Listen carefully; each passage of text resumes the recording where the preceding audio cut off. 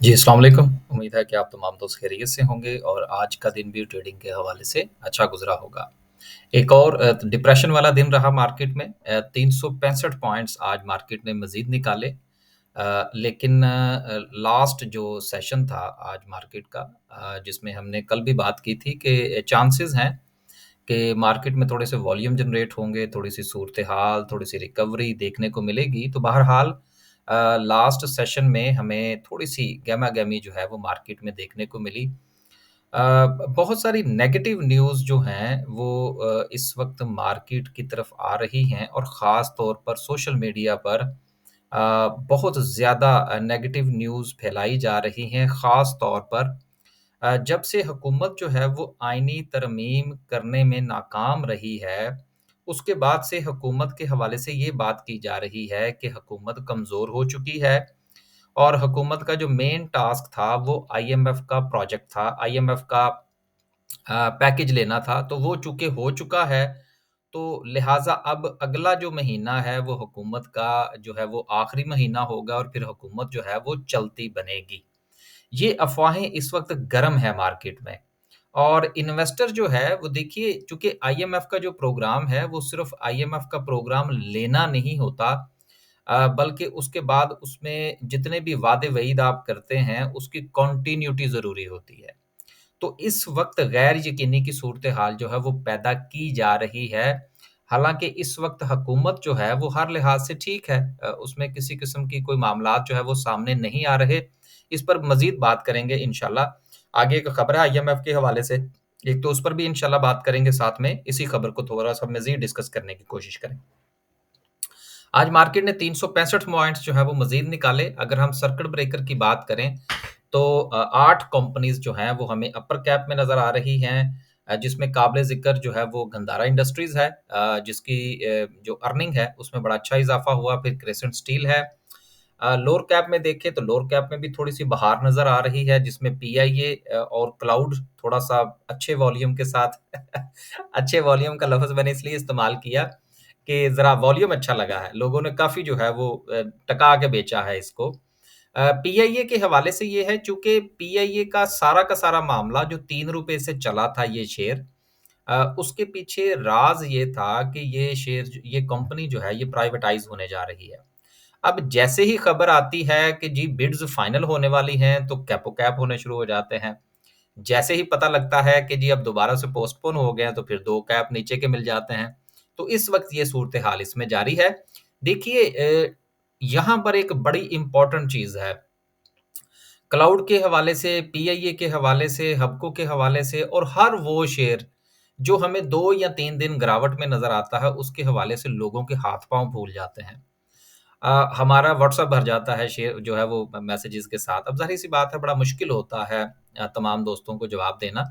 अब देखिए, वजह ये है कि ये वो शेयर्स हैं, ख़ास तौर पर आप पीआईए की बात कर लें या क्लाउड की बात कर लें। अब जब आप इसमें ट्रेडिंग पॉइंट ऑफ व्यू से काम कर रहे हैं, तो फिर आप स्टॉप लॉस का इस्तेमाल क्यों नहीं कर रहे? ये एक बहुत बड़ा क्वेश्चन मार्क है। जिन दोस्तों से 2-4 से मैंने बात की, चाहे वो क्लाउड के हवाले से थी या पीआईए के हवाले से थी, तो उनका आगे से ये कहना था जी कि हमारा ख़्याल था जी ये 3 कैप और लगाएगा। अब जिस वक़्त आपकी देखिए, रिस्क एंड रिवॉर्ड जो है ना, ये स्टॉक मार्केट का सबसे अहम टूल होता है। और एक चीज़ आप हमेशा याद रखिएगा, क्योंकि हमारे यहाँ ट्रेडिंग पॉइंट ऑफ व्यू से इतनी अवेयरनेस नहीं है, हम जितने चाहे ग्रुप्स बना लें, जितने चाहे हम लेवल्स शेयर कर लें, मामला तो अपनी जगह पर कायम है। हम दुनिया में जो ट्रेडिंग पॉइंट ऑफ व्यू से स्पेशली मैं बात करने लगा हूँ, 2-3 मिनट इसके ऊपर लग जाएँगे शायद। उसमें ज़्यादातर जो रिस्क एंड रिवार्ड चलता है वो या तो 1:1 की रेशियो चल रही होती है या 1:2 की चल रही होती है। कि मिसाल के तौर पर अगर आपने एक शेयर जो है वो ₹10 का खरीदा, तो उसमें आप ₹11 का टारगेट लेकर चल रहे होते हैं और ₹9 का स्टॉप लॉस लेकर चल रहे होते हैं। ये चलती है 1:1 की। या फिर आप जो है वो ₹12 का साथ में लेकर चल रहे होते हैं, तो ये आपकी रिस्क एंड रिवार्ड की रेशियो चल रही होती है। मोस्टली यही चलती है। हमारे यहाँ मसला ये है कि ₹10 वाला शेयर जो है वो ₹11 पे चला जाता है, साढ़े 11 पर चला जाता है, हम नहीं बेचते। हम कहते हैं नहीं जी, मैंने तो 2 कैप लेने हैं। वो 2 कैप के चक्कर में वो नीचे जब ₹9 को हिट करता है, तो फिर हम वहाँ पर भी पोज़ीशन नहीं काटते। और फिर हम उससे नीचे जाते वक़्त जो है वो उसका इंतज़ार करते हैं। ये वजह है कि हमारे यहाँ ट्रेडिंग अवेयरनेस नहीं है। शेयर हमारे पास होता है ट्रेडिंग पॉइंट ऑफ व्यू से माइंडसेट हम बना लेते हैं इन्वेस्टर वाला, फिर वो मार्केट आपका सारा प्रॉफ़िट जो है वो खा के देन वो आगे गुज़र जाती है और हम वहीं के वहीं खड़े रहते हैं। अब इसके साथ मैं छोटी-सी एग्ज़ाम्पल एक और आपके साथ शेयर कर दूँ, फिर हम आगे चलते हैं। देखिए ₹10 वाला शेयर जो है, वो जिस वक़्त मूव देता है और वो ₹11 का हो जाता है, तो सर जी ये 10% का प्रॉफ़िट होता है यार। मैं तो ज़ाती तौर पर ये समझता हूँ, देखिए आप बैंक में पैसा रखते हैं, फ़र्ज़ करें या म्यूचुअल फंड में आपने पैसा रखा। यार वो महीने के बाद आपको 1% या 1.5% दे रहे होते हैं। लेकिन यहाँ पर जो ₹10 वाला शेयर है, वो हम ₹10 30 पैसे पर पोज़ीशन काटनी पसंद नहीं करते। क्योंकि हमारा ये ख़्याल होता है कि लो जी 30 पैसे कोई प्रॉफ़िट है। ये वो वजूहात हैं जिसकी वज़ह से हम कभी ट्रेडर नहीं बन सकते। हम चूँकि ग्रुप चलाते हैं, हमें सारा पता लगता रहता है, हम फीडबैक लेते रहते हैं। कोई 100 में से कोई 2 लोग ऐसे होते हैं जो ट्रेडिंग पॉइंट ऑफ व्यू से वाक़यतन स्टॉप लॉस और टेक प्रॉफ़िट को लेकर चल रहे होते हैं। अदरवाइज़ 99% लोग जो हैं उनका यही ख़्याल होता है कि चलो ₹10 वाला शेयर है यार 30 पैसे लेके हमने क्या करना है? हमारे हाथ में क्या आएगा? जिस वक़्त हम टैक्स भी देंगे, हम फलाँ चीज़ भी देंगे, हम फलाँ चीज़ भी देंगे। तो फिर क्या होता है? फिर जब पीआईए को 2 लो लॉक लगते हैं, तो फिर वो सारा का सारा आपका प्रॉफ़िट लेकर गायब हो जाता है। तो उम्मीद है कि मैंने यहाँ पर जो गुज़ारिश की है इसके हवाले से कुछ जो है वो आप मज़ीद फ़ीडबैक देंगे तो इंशाअल्लाह सूरत-ए-हाल जो है वो मज़ीद हम डिस्कस करने की तरफ चले जाएँगे। आगे चलते हैं। आगे चलते हैं और ओवरऑल अगर हम देखें तो आज 365 पॉइंट्स जिसमें आज मार्केट ने थोड़ा-सा रुकने की कोशिश की लेकिन बहरहाल ऐसे सिलसिला ज्यों का त्यों रहा।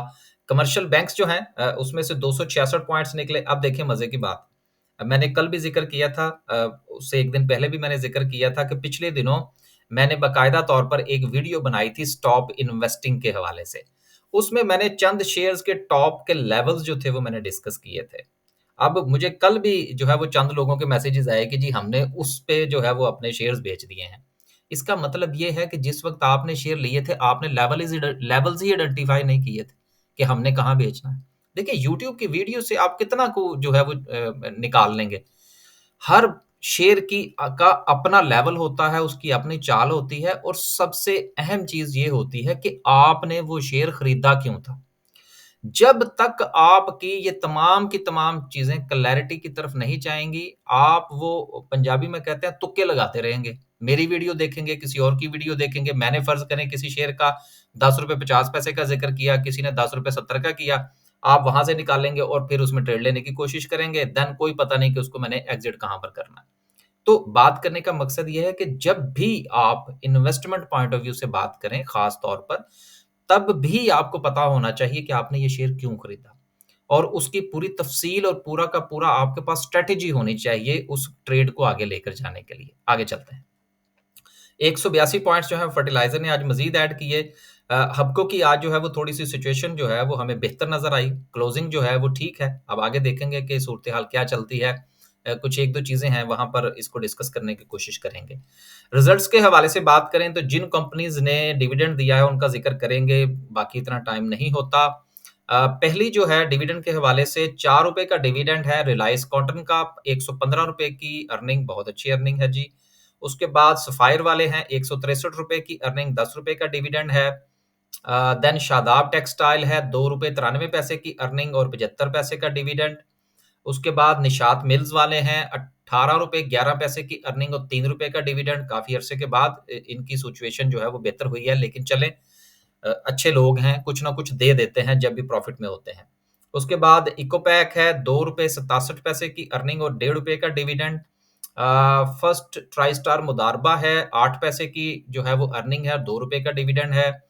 सितारा केमिकल्स हैं ₹27.32 की अर्निंग और ₹10 का डिविडेंड। आगे चलते हैं जी और खबरें हैं, फिर इंशाल्लाह बात करेंगे कैंडलस्टिक की। पहली खबर जो है वो आईएमएफ के प्रोग्राम के हवाले से है कि जिसमें ये बात की जा रही है कि जी आईएमएफ ने बहुत ज़्यादा जो है वो कड़ी शराइत आयद कर दी हैं और फिर उसके बाद जो है जी वो अब आने वाला वक़्त तो बहुत ही बुरा पाकिस्तान के लिए। देखिए बिल्कुल ऐसा नहीं है, कड़ी शराइत कोई नई आयद नहीं की गई। ये सारी की सारी वही चीज़ें हैं कि जो हमने आईएमएफ का मुआहिदा करने से पहले आईएमएफ के साथ डिस्कस कर रखी हैं। उन्होंने सिर्फ रिमाइंडर दिया है कि जी आपने ये चीज़ें हमसे वादा किए हुए हैं, तो आपने इन चीज़ों को आपने मद्देनज़र रखना, बस दैट्स इट। उस रिमाइंडर की आप अगर आप हेडलाइन बना के देंगे तो फिर आम आदमी जो है, वो तो फिर यकीनन जो है वो गुमराही का शिकार होगा। जिस तरह आज कुछ लोग जो हैं वो सोशल मीडिया के ऊपर ये कहते जा पाए जा रहे थे जी कि स्टॉक मार्केट क्रैश कर गई। भाई 82,000 का लेवल है, वहाँ से 300 पॉइंट्स मार्केट नेगेटिव हुई है। अब आप अगर इसको क्रैश कहते हैं तो फिर यकीनन आपकी अकल के हवाले से सोचना पड़ेगा कि आप ये क्या कर रहे हैं, ये सिर्फ पैनिक फैलाना होता है। इसके साथ ही जो है वो मैं एक चीज़ और ऐड कर दूँ कि आईएमएफ ने प्रॉपर्टी के हवाले से, ज़राई टैक्स के हवाले से बड़ी बात की है। प्रॉपर्टी के हवाले से मामलात बहुत ज़्यादा पहले ही डिप्रेशन का शिकार हैं। अब मज़ीद जब हुकूमत इस पर टाइट करेगी तो वहाँ से पैसा निकलेगा, तो पैसा जाएगा कहाँ? हमारे पास ज़राए ही कितने हैं। इस वक़्त अगर हम कानूनी तौर पर देखें तो 2-3 ज़राए हमारे पास हैं। नंबर 1 मनी मार्केट में चले जाएँ, नंबर 2 स्टॉक मार्केट में आ जाएँ, नंबर 3 आपके पास जो है ये आपका आ जाता है रियल एस्टेट। अब रियल एस्टेट जिस वक़्त टाइट होगा, तो फिर आपके पास या तो मनी मार्केट बचेगी या स्टॉक मार्केट बचेगी। आने वाले दिनों में मैं ये एक सोच रहा हूँ माज़ी में भी मैंने जो इंडिविजुअल्स हैं, उनके साथ तो पोर्टफोलियो मैनेजमेंट में उनको मनी मार्केट और स्टॉक मार्केट का कॉम्बिनेशन बना के पोर्टफोलियो की एडजस्टमेंट करके दी थी। लेकिन मैं सोच रहा हूँ कि एक ऐसा कोर्स जो है वो इंट्रोड्यूस करवाया जाए कि जिसमें मनी मार्केट और स्टॉक मार्केट के हवाले से इन्वेस्टमेंट पॉइंट ऑफ व्यू से चीज़ें डिस्कस की जाएँ। आप फीडबैक दीजिएगा फिर इंशाल्लाह इस पर बात करेंगे। यहाँ पर एक चीज़ मैं और ऐड कर दूँ कि कल हमने स्टॉक इसके आईएमएफ के कर्ज़ के हवाले से बात की थी। तो गुज़ारिश ये है कि कुछ लोगों ने हमारी ही वीडियो में से 11% का लफ़्ज़ निकाला जो कि हम बात किसी और हवाले से कर रहे थे और हमें ही व्हाट्सएप भेज दिया कि जी आईएमएफ का कर्ज़ जो है वो 11% पर मिल रहा है, कोई किसी ने लिखा जी 5% पर मिल रहा है। मैंने कल भी गुज़ारिश की थी कि आईएमएफ का जो कर्ज़ होता है, ये बड़ा ही नॉमिनल चार्जेज़ पर होता है। इस पे ऐसा नहीं होता कि आपको कुछ 7.5% का जो है वो देना पड़ेगा। कल जो हमने खबर पढ़ी थी, वो ये थी कि आईएमएफ ने डिनाई किया है कि जी हमने किसी से नहीं कहा कि पाकिस्तान जो है वो 11% पर यूरोपियन बैंकों से कर्ज़ा ले। तो गुज़ारिश ये है कि चीज़ों को जो है वो आप पूरा पढ़ा करें, वीडियो पूरी सुना करें और फिर फीडबैक जो है वो दिया करें। हमारा व्हाट्सएप हाज़िर है आपके लिए, लेकिन कम से कम 15 मिनट की वीडियो तो आप सुन लें पहले पूरी कि बात क्या हो रही है। तो आईएमएफ का जो कर्ज़ होता है वो बड़ा नॉमिनल सा होता है। उन्होंने सिर्फ़ सर्विस चार्जेज़ आपसे लेने होते हैं, बाकी वो कोई ऐसा इदारा थोड़ी है कि जिसने कर्ज़ दे के तो वहाँ से जो है वो आपके लिए वहाँ से उसने प्रॉफ़िट बनाना है। क्योंकि उसमें जो डिपॉज़िट्स हैं, वो तो ममालिक के होते हैं। दूसरे तमाम ममालिक जो हैं, वो उसमें अपने डिपॉज़िट्स रखते हैं। देन वो आगे जो है, जिस मुल्क को ज़रूरत होती है, वो जाके अपना पैकेज ले सकते हैं। तो ये सूरत-ए-हाल है। आगे चलते हैं जी। आखिरी खबर जो है, वो है जी आईपीपीज़ के हवाले से। अब आईपीपीज़ का जब से जो है वो फड्डा पड़ा है, तो हुकूमत मुसलसल इस चक्कर में थी कि कुछ जो पाक आईपीपीज़ हैं, उनके साथ काम निपटाया जाए, जिसमें हबको शामिल था निशात के जो हैं वो शामिल थे, कुछ और थे। तो बहुत सारे जो पावर्स हैं जिसमें हबको भी शामिल है, निशात ग्रुप के शामिल हैं, एटलस वाले शामिल हैं। इन्होंने काफ़ी हद तक हुकूमत के साथ जो है वो अपने मामला तय कर लिए हैं। कुछ ₹2 का रिलीफ़ जो है वो कुछ मिलने जा रहा है। अब इतना रिलीफ़ भी अगर मिल जाएगा तो यकीनन जो सरकारी खज़ाना है उसको थोड़ा-सा साँस निकलेगा उसका और इसके अलावा जो दीगर जो पावर जनरेशंस के जो पावर प्लांट्स हैं, उनका तो बेड़ा ही गर्क हुआ हुआ है ना, वो काम थोड़ी कर रहे हैं। अब बेसिकली हुकूमत का जो असल मकसद है वो उनका गला काटना है। ये जो रेगुलरली प्रोडक्शन करते हैं या स्टॉक मार्केट में लिस्टेड हैं, अच्छी कंपनीज़ हैं, इनके साथ सिर्फ़ उन्होंने चीज़ों को एडजस्ट करना है। और इसका ये पैराग्राफ है, अगर आप चाहें तो ये पढ़ भी सकते हैं और पढ़ के फिर फीडबैक दीजिएगा। अब चलते हैं और बात करते हैं जी आज की कैंडल के हवाले से और ये हबको में जो रिकवरी है और दीगर रिकवरी जो है वो भी इंशाल्लाह आने वाले दिनों में आप देख सकेंगे। कैंडलस्टिक की बात करते हैं, कल हमने डिस्कस किया था कि मार्केट के पास जो सपोर्ट है वो 81 की है, जो कि दूसरे सेशन में मार्केट जो है वो उसको रिस्पेक्ट कर सकती है।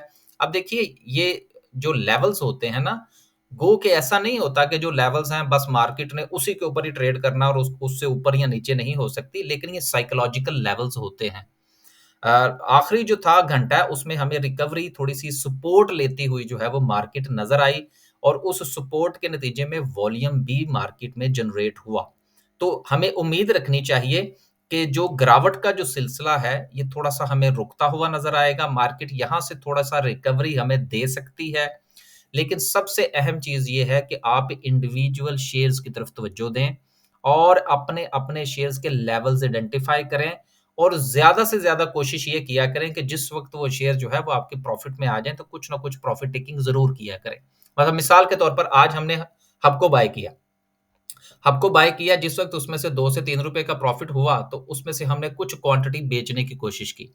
और फिर वो दोबारा जब उस लेवल पर वापस आया तो हमने उसको दोबारा बाय बैक करने की कोशिश की। रिस्क लेना पड़ता है, जब तक आप रिस्क नहीं लेंगे, आप मार्केट में ट्रेडिंग पॉइंट ऑफ व्यू से प्रॉफिट जनरेट नहीं कर सकते। अगर आप हमारा व्हाट्सएप ग्रुप जॉइन करना चाहते हैं, तो देन आप हमारे नंबर पर जो है वो राब्ता कर सकते हैं 0044 7943297502 ये नंबर है, आप इस पर राब्ता फ़रमाइए और अगर आप हमारे थ्रू जो है चूँकि हम स्टॉक मार्केट में अकाउंट भी ओपन करवाते हैं, अगर आपका अकाउंट हमारे थ्रू ओपन होगा, फिर वो डिपेंड करता है कि आपके अकाउंट का साइज़ क्या है, देन उसके अकॉर्डिंगली हम आपको अपनी बाय सेल की सर्विसेज़ जो हैं, वो फ्री ऑफ़र करेंगे। लेकिन ये पूरी बात सुन लीजिएगा मैं गुज़ारिश कर रहा हूँ, अगर आप अकाउंट हमारे थ्रू ओपन करेंगे, फिर हम अकाउंट का साइज़ देखेंगे, देन आपको कुछ ना कुछ ऑफ़र करेंगे कि हम अपनी बाय सेल की सर्विसेज़ आपको ऑफ़र कर सकते हैं या नहीं।